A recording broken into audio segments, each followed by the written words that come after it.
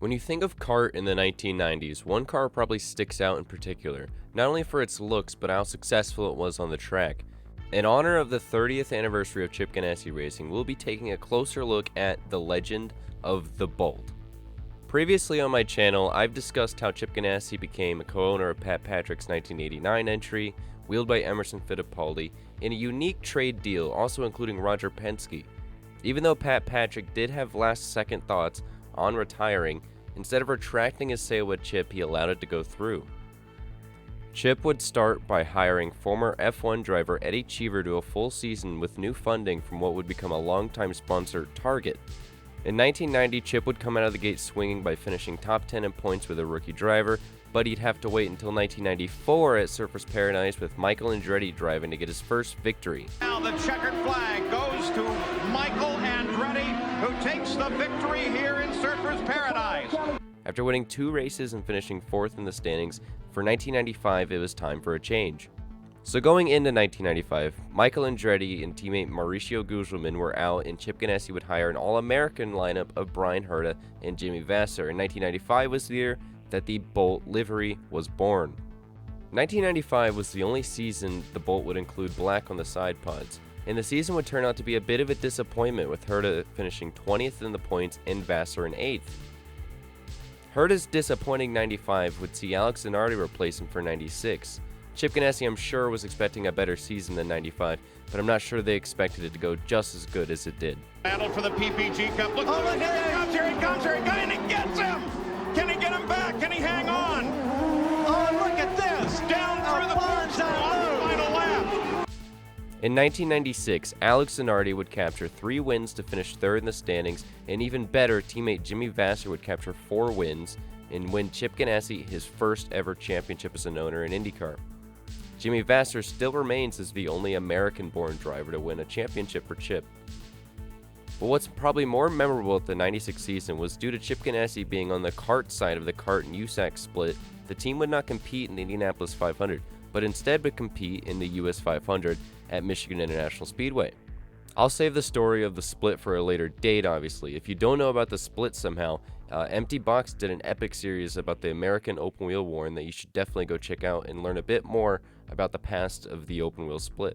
But if you're up to date on the split, I'm sure you know what happens next. The field up to speed, and we have a crash in turn 4. A crash approaching the green flag. Funny enough, Jimmy Vasser actually went on to win the race to give us this iconic line. It's great. Who needs milk? Going into 1997, the roles reversed, with Zanardi winning the title and Vasser finishing in 3rd with a combined 6 wins. But moving on to 1998, things would stay the same in the lineup, but this would be one of the most dominant seasons to date, with Zanardi winning his 2nd straight title and Vasser finishing 2nd in points with a combined 10 wins. Zanardi won 4 straight races during the season and only finished outside of the podium twice, which is why it was no surprise when in 1999 Zanardi would return to Formula 1 for Williams, but this wouldn't hurt Chip Ganassi Racing. No, if anything, they improved by picking up Juan Pablo Montoya. History and the name. That guy is Juan Montoya as he thanks the crew. In JPM's rookie year, he picked up 7 wins in the championship, proving very early he was a once-in-a-lifetime talent. Jimmy Vasser, on the other hand, would go winless in 1999, finishing 9th. In the next season in 2000, even though Chip Ganassi Racing didn't win a championship, they would complete yet another milestone. 2000, Chip Ganassi became the first team from kart to make a comeback to the Indianapolis 500 with Vasser and Montoya. The pair would qualify 2nd and 7th, with Montoya getting the better of Vasser. And in the race, Montoya would dominate and lead 167 laps as a rookie to win. That's right, the first kart team to come back to Indy dominated in a big yikes. In kart in 2000, after switching to Lola and Toyota rather than the Reynard and Honda they'd been running, Vasser and Montoya would finish 9th and 6th in the standings with a combined 4 wins, but they would end their record streak of 4 consecutive championships, which has only been done twice. The other time is when Ganassi did it again later on from 2008 to 2011. The next season in 2001, it'd be an odd year for Chip Ganassi, as Montoya, like Zanardi, would leave for Formula 1, and Jimmy Vasser would join Pat Patrick but would reunite with Chip at the Indianapolis 500, where Chip would enter Jimmy Vasser, Bruno Junqueira, Nicolas Massian, and NASCAR star Tony Stewart, as he would be attempting the double by running the Indy 500 and Coke 600 in the same day. Everyone except for Minassian would finish in the top 10, which was a theme in Minassian's time at CGR, as he would only last 7 races with the team before being replaced by Memo Gidley. The only win in 2001 would come from Bruno Junqueira at Road America. 2001 would mark the end of the Bolt in IndyCar, as in 2002 Ganassi would move to the white and red target liveries, which would mark an end of an era. To this day, it is insane how this one livery had so much success, a dynasty if you will, as Ganassi would rack up 4 straight titles from 96 to 99 and a total of 35 wins. The livery would actually be seen in NASCAR in Sterling Marlin's car in 2001 at Bristol, and when Paulo Montoya's return to Ganassi in NASCAR to celebrate his reunion with Target at IMS in 2009, he would run the Bolt livery and nearly win his first oval race in NASCAR.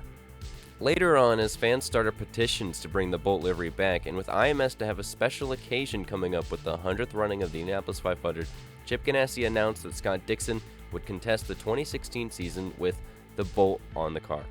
In 2016, Scott Dixon would win the second race of the season at Phoenix and the second to last race at Watkins Glen, with a respectable 8th at the Indy 500 and 6th in the standings.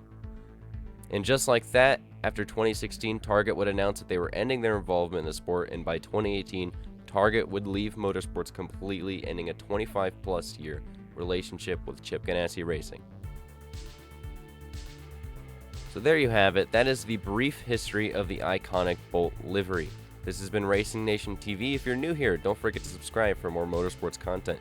And tell me in the comments, what's your favorite memory of the Bolt? I would have to say, definitely the most iconic moment is the pass by Alex Zanardi at Laguna Seca. As always, thanks for watching, and I will see you in the next one.